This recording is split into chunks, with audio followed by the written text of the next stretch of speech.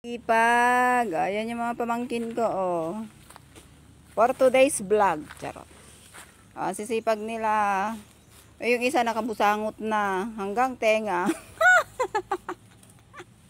Pinapalinis ko yan mga kapatid kasi tataniman namin ng sitaw ulit. Sitaw tsaka yung yung talong.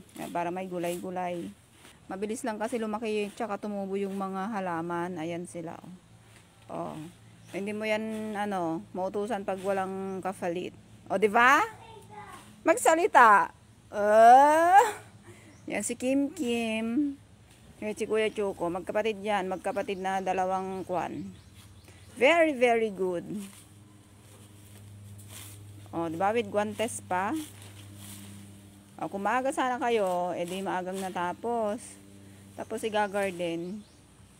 Gagarden natin ng mini. Ayan. Eto, may mga pinya na tanim. Ito yung tanim ng delayed foodra. Tapos yung gabi ay sinanay. Ayan, tanim niya yan. Dito nagtanim ako ng talong dito. Hindi pa sila tumutubo. Tapos ayan, ayan yung dalawang puno ng papaya. O, diba? Pag tinola, papaya ganyan sa likod. Tapos yung puno ng, mandarin. Ayan, yung sa taas niya is alugbati. Umakyat na yung mga alugbati dyan sa taas. Alagan nyo doon sa puno. Di ba sisipag nila? May merienda yan. Ang mga bata ngayon, hindi laging nagse-cellphone. Naku!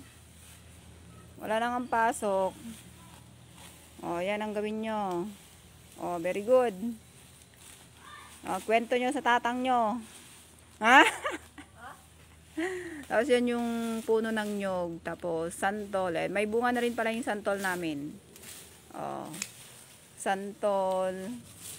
Tapos yung mga saging. Tapos may kaimito din doon. Ay kaimito. Dalawang puno. Yung isan doon. Ay, ganyan yung mga tanim-tanim yan ng dalate. Dalate tatay namin. O, diba? Pag pinagpala ka ng magulang na masisipag. Blessings talaga, maraming punong-punong kahoy. Diyan. Ay, ang bilis nila, oh. Wow, ang bilis Yung gabi, ayun, may kalamansi din pala doon ang mga kapatid. Ayan yung bakod ng kapitbahay namin, yan yung maniyan, ganun. Yan, bilisan yan. Very good. Kapatid, natapos na ang aking mga pamangkin dyan. Ayan, mainit na raw. Ayan yung nilinis nila, diba? Ang luwang. Ang luwang din nilinis nila. Nako. Ay, tutuloy daw ulit mamayang hapon kasi mainit na. Majorte. Ayan. Salamat sa panonood.